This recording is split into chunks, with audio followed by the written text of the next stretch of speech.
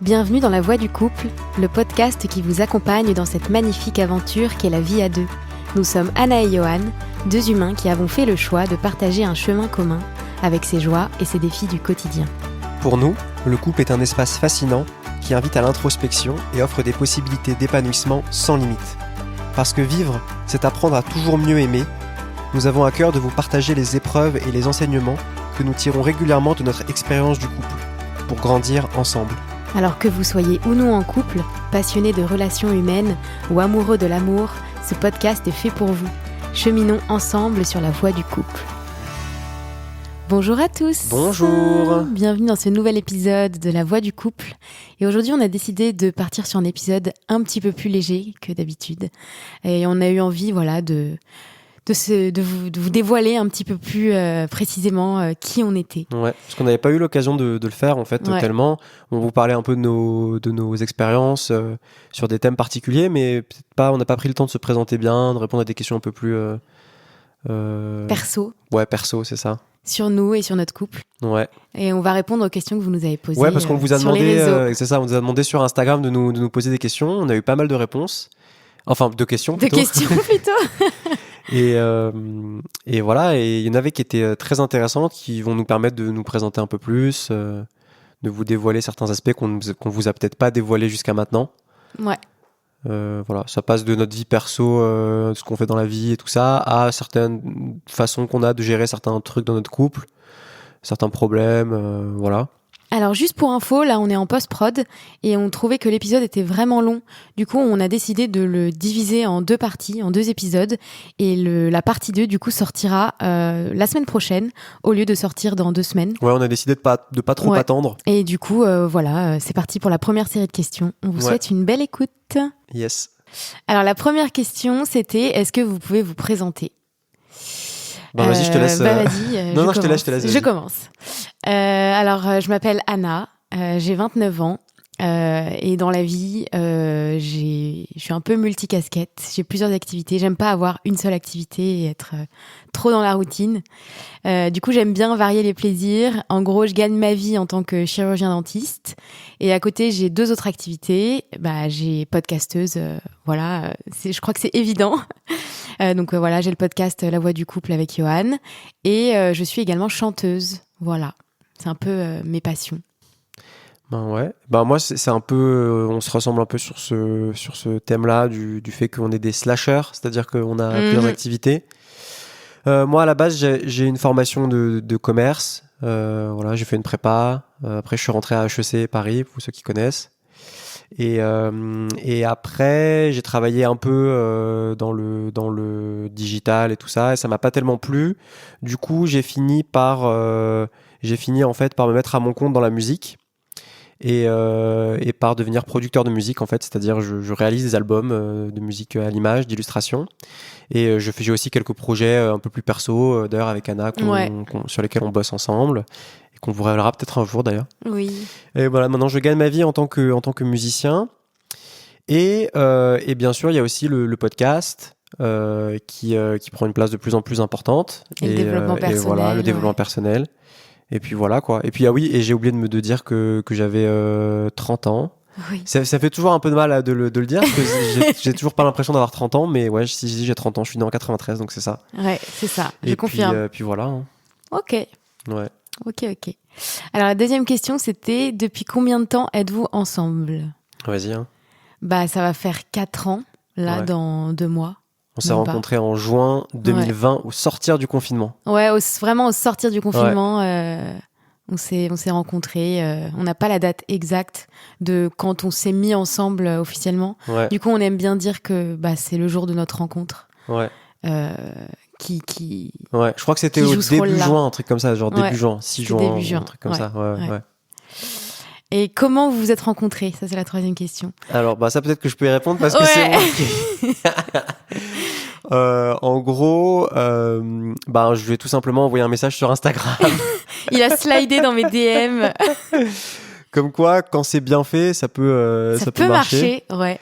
Et voilà, mais disons que je lui ai pas envoyé un coucou ça va, tu vois, genre. Non. Non, j'étais un peu plus loin parce que je voyais qu'elle aimait la musique, que moi aussi c'est une passion, et donc du coup, je lui ai parlé un peu de ça. ce qui était naturel. Ouais, t'es parti sur ce terrain-là Ouais, directement. voilà, j'ai un peu parlé de nos points communs directs que je voyais un peu de cette manière.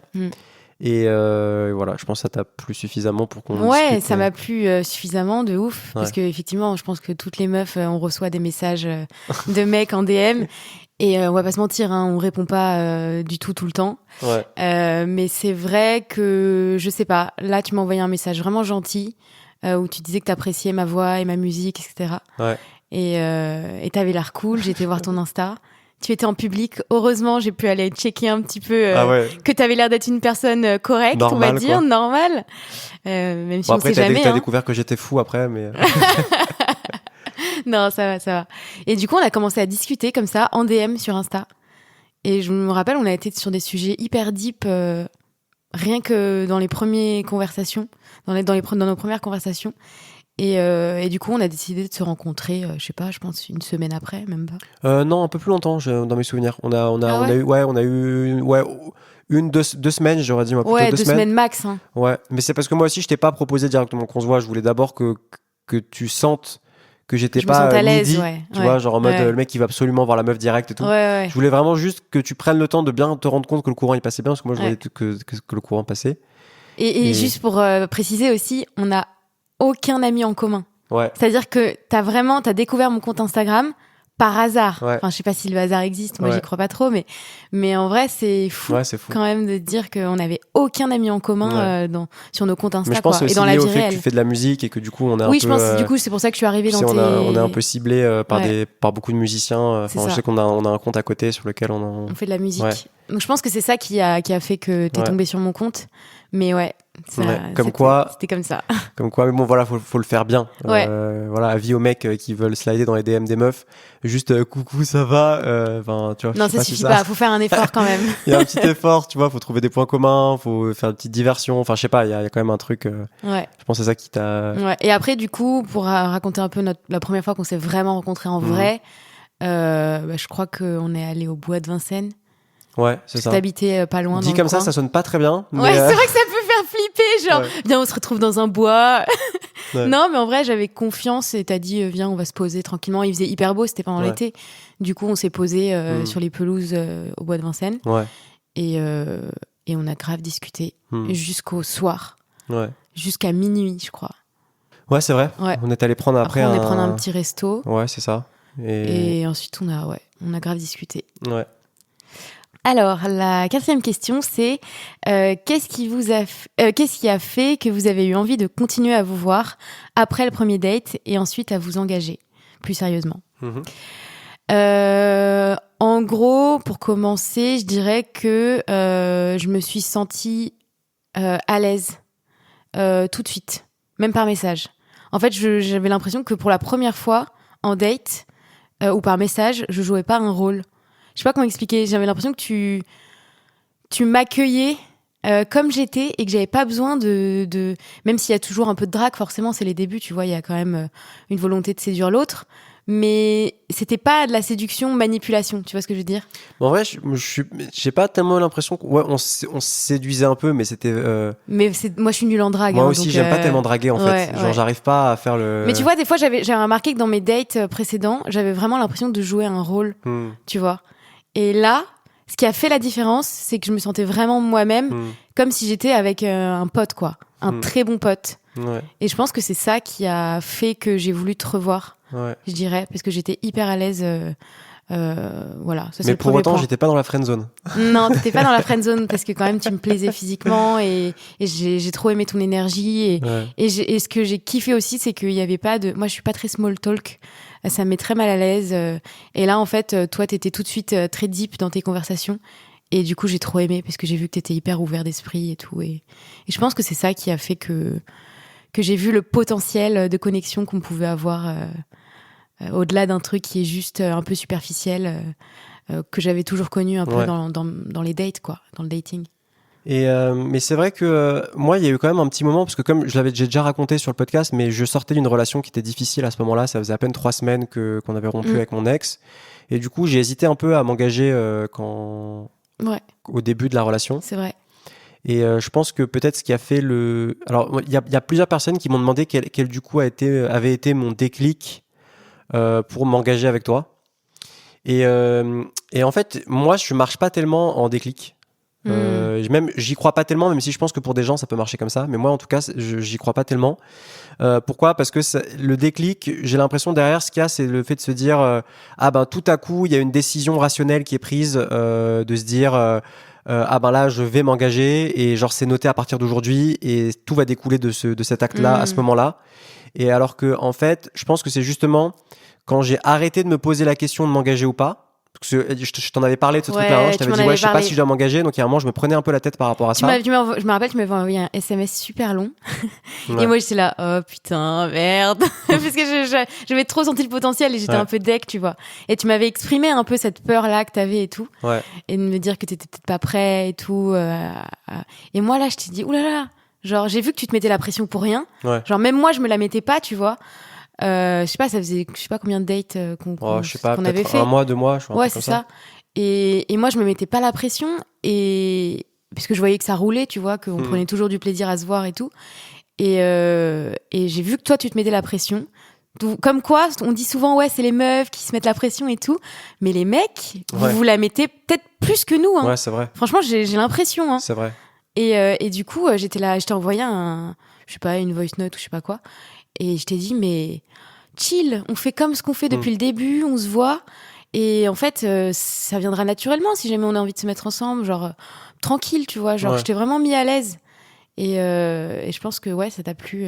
Et tu vois, peut-être, en fait, toi, tu m'as mis à l'aise et ça m'a aidé à dépasser cette situation où j'avais peur de m'engager. Et comment ça s'est passé, en fait, c'est que j'ai arrêté d'essayer de vouloir répondre à ma peur par des arguments rationnels. En fait, en essayant de trouver des réponses à ma peur, j'étais en train d'alimenter la peur. Ça, c'est un mécanisme qu'on voit souvent.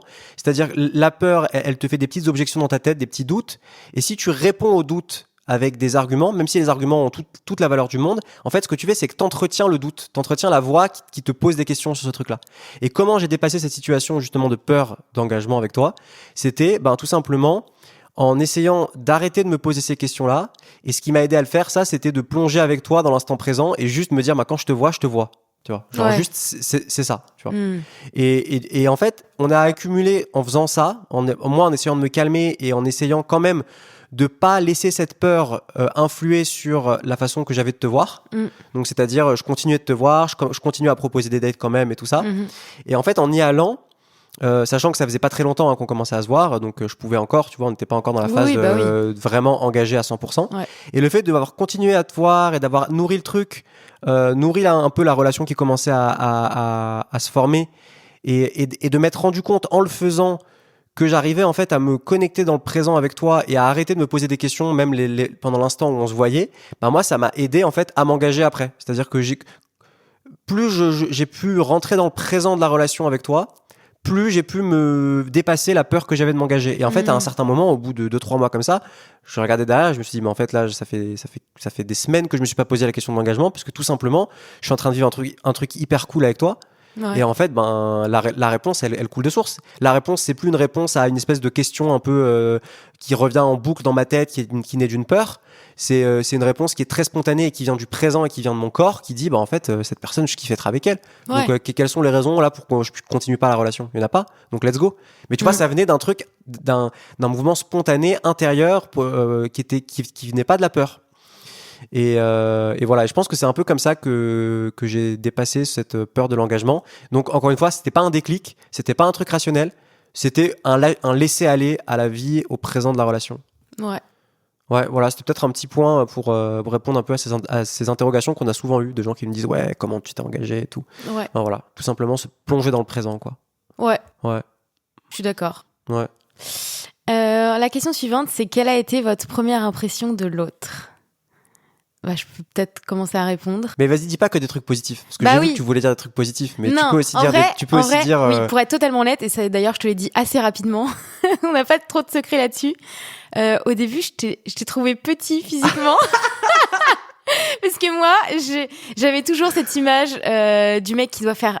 Enfin, que je voulais, qui devait faire 1m80. Je fais 1m70, pour t'es quand même, tu vois, t'as une taille totalement, tu vois, normale et tout.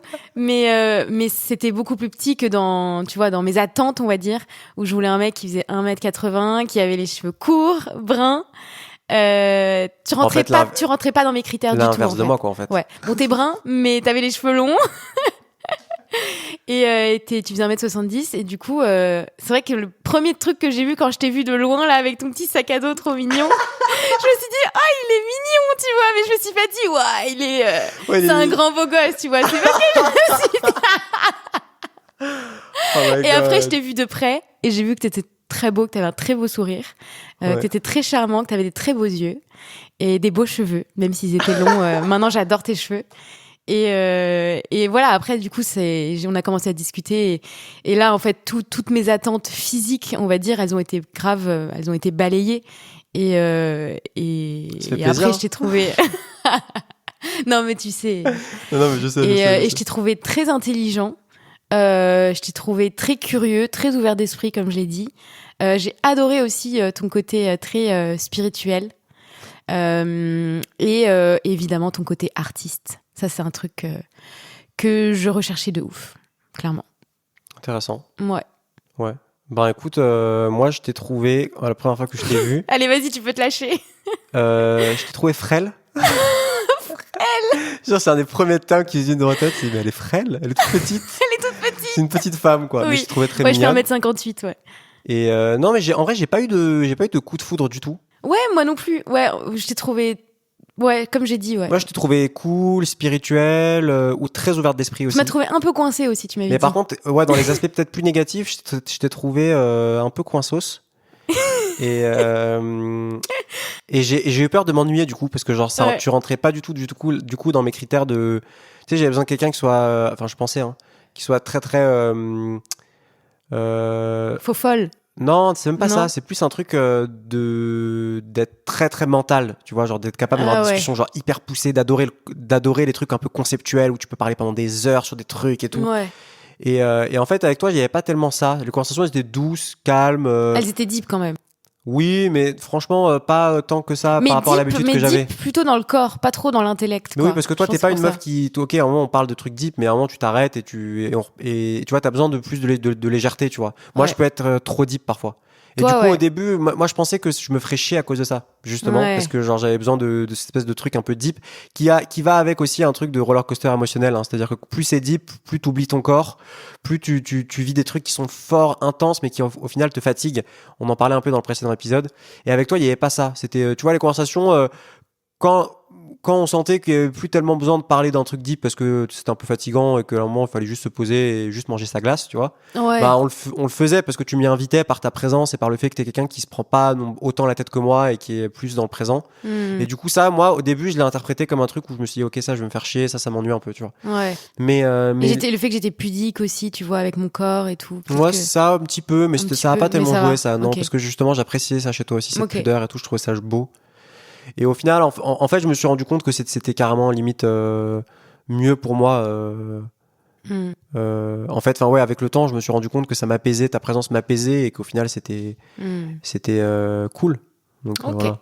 Ok. Peut-être la question suivante. Alors, la question suivante, c'est est-ce que vous pouvez citer 3 défauts de l'autre ? Ouais. On va essayer d'en citer 3. Ouais. Mais je crois que j'en ai pas 3 pour toi. Ouais, je dirais que t'es... Alors, c'est aussi une qualité. Mais en tout cas, dans un de tes plus gros défauts, je dirais que t'es perfectionniste à l'extrême, ce qui est aussi une qualité. Ouais, mais du coup, c'est je plaide coupable. Ouais, mais du coup, ça peut être un défaut quand tu t'oublies là-dedans. Ouais. Et que tu peux... tu te maltraites mentalement à cause de ton perfectionnisme. C'est clair. Et je dirais que parfois, tu peux être un peu grincheux. On en avait déjà parlé aussi. Je plaide coupable aussi, je le reconnais totalement. Mais j'arrive pas à trouver de troisième. Je sais pas si toi, tu pourrais te dire un troisième défaut de moi. Ouais. Oh, j'en ai plein. Je pense que je suis impatient. T'es un peu impatient. Je pense que je suis impatient. Parfois, mais ça m'avait pas tiqué. Donc je suis stressé aussi. T'es pas très stressé. T'es plus anxieux que stressé, je dirais. Ouais, je pense que j'ai un petit fond d'anxiété. Hein, t'es pas du tout panique et tout. T'es assez calme dans les situations difficiles. Moi, contrairement à moi, je suis plus un angoissé de long terme. C'est ça. Ouais. Genre, je suis un peu un angoissé existentiel, moi. C'est-à-dire, genre, je me pose des questions. Mais c'est pas un défaut. Pour moi, c'est pas ça un défaut. Bon, bah alors, je sais pas. Hein. Ouais, bon. Ouais, je pense que c'est tout. Ouais. Peut-être je suis extrêmement sexy aussi, c'est un peu trop. Tu vois ce que je veux dire, c'est un peu trop, quoi. Ah ouais, d'accord. Le mec se la pète. Bon, allez, à toi. C'est combien de défauts? Alors, toi, tes défauts, pour être plus sérieux, Je pense, alors moi j'ai noté la plainte, Ah fait ouais, que tu te plains beaucoup. c'est vrai. C'est, voilà. Moi, ouais. Ouais, Le fait d'être plaintive. Ouais, je plaide coupable. Euh, Des fois, je me saoule aussi à trop me plaindre. Ouais, c'est vrai qu'on s'est souvent engueulé là-dessus, parce que je dis parfois, c'est bon, vas-y, ravale ta plainte, genre, c'est bon, c'est chiant, tu vois. Enfin bon, voilà, ça, je trouve que la plainte. C'est pour des trucs nuls. Enfin, je dirais pas que je suis chiante du tout dans la vie. Mais non, c'est t'es plutôt pas chiante du tout. C'est plutôt des trucs de fatigue. Et quand je suis fatiguée, je vais le répéter 40 fois. Tu vois, alors que c'est bon, t'as compris. Voilà, moi, ça peut me fatiguer. Ouais, il y a le stress aussi. Toi, pour le coup, t'es stressé, par contre. Ouais. Ça, c'est un peu relou. C'est du stress panique. Genre dans les situations d'urgence ou tu vois. Bah, je pense aussi, voilà, et peut-être pour qualifier ce stress, parce que j'ai pas tellement d'autres défauts pour toi aussi, c'est le stress face à l'exploration. C'est vrai que tu vas être plutôt conservatrice par rapport à des trucs d'exploration. Tu vas vouloir absolument, si on va dans un endroit, il faut que tu saches que tu vas avoir ça, qu'il faut que tu sois en sécurité. Ouais, moi, il faut que je contrôle mon environnement. Avant de prendre la voiture, il faut que immédiat. tu sois sûr que ça, que de trucs, de ça. Si jamais ça sort un peu ton habitude. Alors que moi, je vais pas dire que je suis le plus grand explorateur du monde, pas du tout. Je suis très casanier et tout.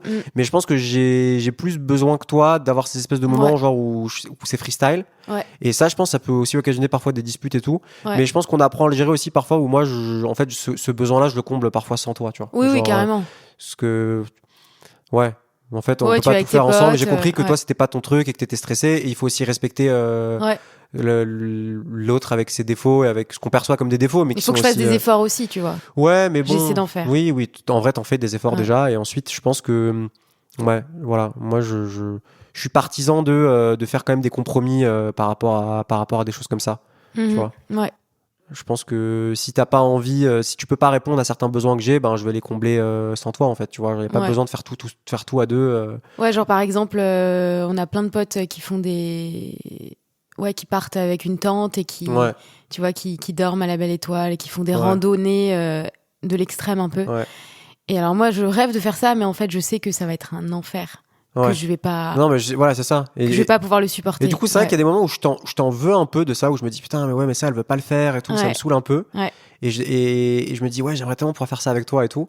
Et puis après, tu sais, je respire à travers le truc et je me dis bon, en vrai, on vit déjà tellement de trucs ensemble par ailleurs. Ouais. Que si ça j'ai envie de le faire tout seul, ben je le ferai seul, tu vois, c'est pas un problème. Mais pour ça, il faut vivre les trucs derrière ensemble, il faut faire les compromis et quand même il faut faire d'autres trucs et avoir cette envie, cette énergie à mettre dans le fait de faire des trucs à deux dans lesquels on est tous les deux, on s'entend bien. Ouais. Et c'est ça qui fait que ça crée un fond stable pour la relation qui va te permettre derrière d'avoir l'assurance de te dire que ben s'il y a un truc que t'as pas envie de faire, je vais le faire tout seul et puis c'est tout, tu vois. Ouais, avec des potes. Ouais. Voilà. Donc c'est pour ça, c'est à cet endroit-là, je pense que tu dois gérer entre ton jeu et ton nous. Il faut nourrir assez la relation pour que tu aies un fond de stabilité. Ouais. Et en même temps, nourrir assez ton individualité pour que les choses que l'autre veut pas faire avec toi, ben, tu puisses les faire tout seul, tu vois. Ouais. Et, totalement d'accord. Et trouver cet équilibre entre les deux, c'est très important. Ouais. Je suis d'accord. Voilà. Du coup, question inverse. Ouais, quelles sont les qualités les qualités de l'autre? Je peux commencer peut-être. Ouais, tes qualités, en vrai, t'en as plein. T'es extrêmement douce, t'es gentille, t'es altruiste, t'es extrêmement à l'écoute, t'es très ouverte d'esprit, tu juges pas les gens, t'es calme. Ouais. Je suis humaine, mais... Franchement, t'es très facile à vivre au jour le jour. Franchement, t'as énormément de qualités. Hein. Oh. Mon amour. Toi, je dirais, du coup, une de tes plus grandes qualités, c'est ton défaut aussi, c'est d'être perfectionniste. Parce que du coup, tu fais du travail excellent, je trouve. Vraiment, tu vas au bout de tes projets. T'es quelqu'un qui est passionné, qui est très minutieux, mais du coup tu fais des choses qui sont belles, tu vois. T'es très curieux, comme j'ai dit, très à l'écoute aussi, et t'es sensible. Et moi, j'adore cette sensibilité. Mon amour. Voilà, on est fans l'un de l'autre. Hein. C'est ça. C'est ça la solution. Et t'es mon meilleur ami aussi. Oui, ça c'est clair. Alors, la question suivante, c'est comment était votre vie avant de rencontrer l'autre et comment a-t-elle évolué depuis ? Je peux peut-être commencer à répondre. Vas-y. Mais en gros, juste avant de te rencontrer, je sortais de mes études juste avant le Covid. J'ai passé ma thèse pendant le Covid, en visio d'ailleurs. Et du coup, j'étais un petit peu paumée sur ce que je voulais faire dans ma vie. Parce que j'avais jamais bossé en cabinet. Donc ouais, j'étais un peu paumée, je savais pas trop à quoi m'attendre. Je débutais aussi dans la musique, je venais de commencer, enfin, je fais de la musique depuis que je suis toute petite, mais je m'étais mise, on va dire, sur les réseaux. Donc j'avais commencé à m'exposer un petit peu dans la musique pendant le confinement. C'est vrai que j'étais globalement quelqu'un, même encore un petit peu aujourd'hui, d'assez flemmarde, je dirais. Et bon, j'étais célibataire, j'avais jamais eu de mec. J'étais un peu coincée, je trouve, comme j'ai déjà dit. J'étais assez complexée aussi par mon apparence. Et globalement, il y a pas mal de choses qui ont changé. Alors, je fais quand même un petit disclaimer pour bien rappeler que se mettre en couple, ça va pas du tout résoudre les problèmes. Ça peut aider. Et je trouve que dans ce sens-là, ça m'a beaucoup aidé d'être avec toi. Mais ça a été un long travail. Et ça s'est pas résolu en un claquement de doigts. C'est pas genre, je t'ai rencontré, on claque des doigts et tout va mieux dans le meilleur des mondes. Mais globalement, c'est quand même assez agréable de travailler sur ces choses-là en étant accompagné par quelqu'un. L'autre est pas un psy, hein, mais c'est quand même quelqu'un qui... Toi, tu m'as beaucoup soutenu dans mes projets. Tu m'as beaucoup motivé. Tu m'as vachement donné confiance en moi. Et je dirais que c'est ça qui a le plus changé après notre rencontre. Ouais, intéressant.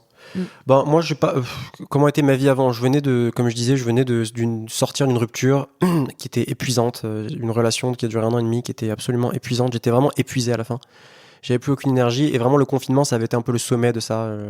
Je m'étais retrouvé seul dans mon appart. J'ai vécu le confinement tout seul dans mon appart. Ah ouais, toi, c'était dur. Ouais. Moi, j'étais avec ma famille. Pendant des mois.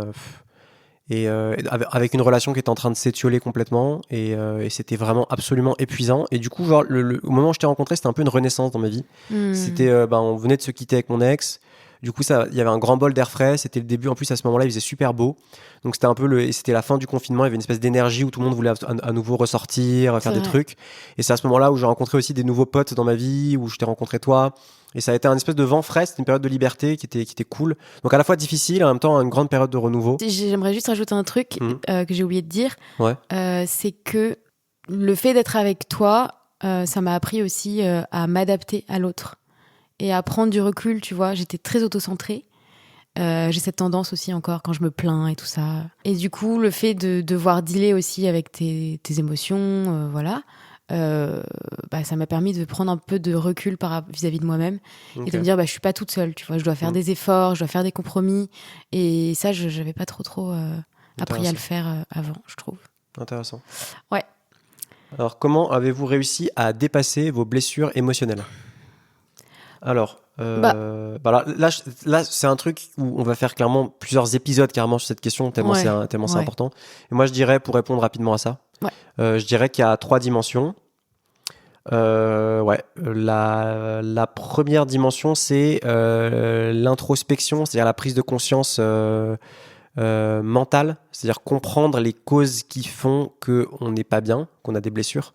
Donc là, c'est un processus qui est plus rationnel, qui est plus qui peut être lié à des thérapies par la parole, le fait de suivre une psychothérapie, de parler de ces choses-là, d'être avec quelqu'un qui nous met justement un peu en difficulté aussi dans nos certitudes et qui vient interroger justement nos rapports familiaux, nos rapports avec le monde extérieur et tout ça, et qui vient un peu essayer de déterrer quels sont les mécanismes inconscients qui créent en fait les situations toxiques ou les situations répétitives, les blessures qu'on vit au présent. Ça, c'est le premier point, mais ça peut pas suffire. Il peut pas y avoir que cette dimension un peu mentale, intellectuelle de compréhension. Le deuxième axe de ça va être le somatique, c'est-à-dire le corps. Comment on apprend à mieux accepter, accueillir, digérer nos émotions quand elles se présentent, plutôt que de les refouler, ou plutôt que, tu vois, d'être toujours un peu à côté de soi-même parce qu'on n'écoute pas vraiment nos besoins, nos aspirations et nos émotions. Et donc ça, c'est un travail pour le coup qui n'est plus un travail rationnel. C'est un travail là qui va recouper tout en gros toutes les activités somatiques qui mettent en jeu le corps, les émotions. Ça peut être, ça peut aller du chant à la méditation, en passant par la danse, les mouvements du corps, toutes les thérapies qui vont être des thérapies somatiques, la relaxologie, la sophrologie, Voilà, encore une fois, la méditation aussi, moi je sais que ça a une place très importante dans mon parcours personnellement. Des choses comme ça qui vont être vraiment de se poser pour écouter nos émotions plutôt que de les fuir en permanence dans des espèces de substituts extérieurs qui font que renforcer nos blessures. Donc ça, c'est le deuxième aspect qui est complémentaire complètement du premier aspect de compréhension.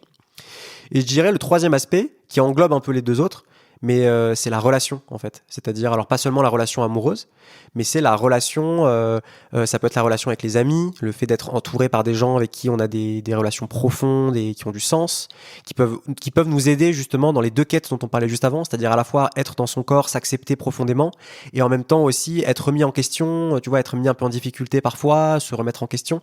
Donc la relation, elle vient causer ces deux aspects-là. Elle vient les aider, les faciliter, que ce soit la relation thérapeutique, la relation amicale, la relation familiale, mais aussi la relation amoureuse. Et donc, je dirais que ce serait un peu les trois piliers. Donc, pour résumer, il y a la psychothérapie, l'introspection pour comprendre vraiment nos blessures et ce qui les conditionne. L'approche somatique pour digérer nos émotions et voilà. Et ensuite, les relations qui viennent englober tout ça. Voilà. Ouais. Non, mais je suis totalement d'accord. Ouais. Et en vrai, quand on y pense, quand on dit dans la question dépasser vos blessures émotionnelles, il y a quand même le mot blessure, qui peut être pris du coup au sens figuré et au sens propre.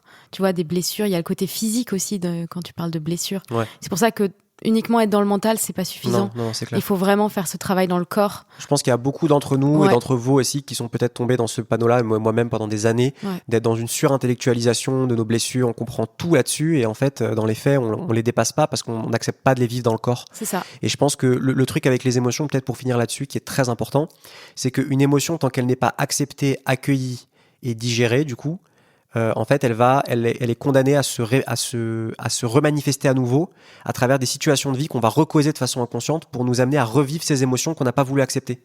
Et c'est ça, en fait, la base des schémas répétitifs.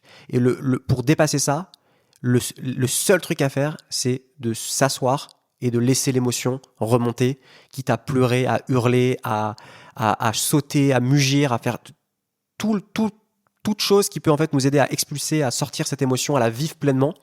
Et c'était Frank Lobvec qui prenait cette image-là, c'est quand tu as une vague qui te prend et qui t'aspire dans le courant, plus tu vas lutter contre, plus tu vas te noyer en fait, parce que tout simplement la force que tu vas mettre, elle va se jouer contre toi et en fait tu vas être aspiré dans le fond. Alors que justement la bonne chose à faire quand tu es pris par une vague, les surfeurs le savent, c'est de se laisser complètement porter par le courant en abandonnant nos résistances, et c'est comme ça qu'on peut revenir au rivage et qu'on peut remonter à la surface plus rapidement en se laissant complètement aller à l'émotion. Et c'est exactement ça en fait le mécanisme qui est à l'œuvre derrière en fait. Et tant qu'on n'accepte pas de faire ça, de se poser, de faire face à nos émotions, de les regarder en face, encore une fois la méditation aide beaucoup à ça, et toute autre approche somatique, et ben en fait on se condamne à un cycle de souffrance qui ne s'arrête pas. Ouais, ça peut causer des maladies. Le corps nous parle de toute manière. C'est clair. Ouais, et du coup, je rajouterais que comment on a dépassé nos blessures, donc par notre relation aussi. Ouais. Ça nous a beaucoup aidé. Et aussi, on a développé du coup des longues discussions où on se montre assez vulnérable envers l'autre. Ouais. Et beaucoup d'écoute aussi, beaucoup d'empathie, se mettre à la place de l'autre. Et combler tout ça par des gros câlins et des pleurs s'il y a besoin, quoi. Il n'y a pas de honte à pleurer devant l'autre. Ouais, je pense que c'est un peu... Peut-être qu'on peut passer à la question sur la projection, parce que... Ouais. Donc, arrivez-vous à vous projeter dans le futur ? Comment vous voyez-vous dans 5 ans et quels sont vos rêves ? Moi, je dirais que j'ai toujours eu beaucoup de mal à me projeter.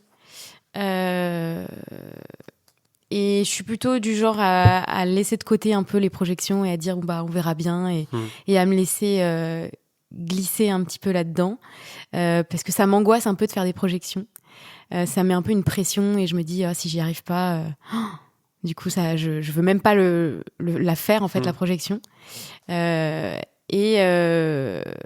du coup aujourd'hui j'ai plus de facilité à me projeter parce que tu m'as aidé aussi à le faire. Et je dirais, du coup, pour répondre à la question, oui, aujourd'hui, j'arrive plus à me projeter. Je me projette avec toi. Je me projette mariée. Je me projette avec... dans 5 ans, je dirais peut-être un enfant, tu vois. Et peut-être avoir, je sais pas, une maison ou un appart C'est très classique, hein, franchement, c'est très bateau, hein, mais en même temps, j'aime bien, je suis assez c'est conventionnelle. Donc finalement, j'aime bien les trucs un peu classiques. Ouais. J'aimerais bien avoir peut-être un potager ou des trucs comme ça, tu vois. Ben, franchement, Ouais, moi. parce que j'adore la nature, du coup, ouais. Ouais, ben, tout pareil, quand il s'agit de notre relation, parce que je vois la même chose. Ouais. Et moi, pour la projection, en général, j'ai pas tellement de mal à me projeter. Moi, c'est même peut-être mon problème. Je suis un projecteur en série, moi. C'est-à-dire que je fais que des projections tout le temps. Et donc ça, j'ai pas tellement de mal avec ça, avec les trucs de voir dans le futur et de m'orienter par rapport à ma vision dans le futur. Donc, effectivement, ouais, moi, j'ai pas tellement de mal. Je pense que ça m'aide dans mes projets, ça d'ailleurs. Ouais, grave. Avoir une vision assez claire de ce que j'ai envie de développer. Même quitte après. Là où ça devient plus compliqué, c'est quand il faut réajuster parce qu'en fait, tu te rends compte que la vision que tu avais, elle correspond plus à ton envie dans le présent. Et là, moi, je peux avoir une rigidité par rapport à ça, tu vois, à réévaluer en fait la projection.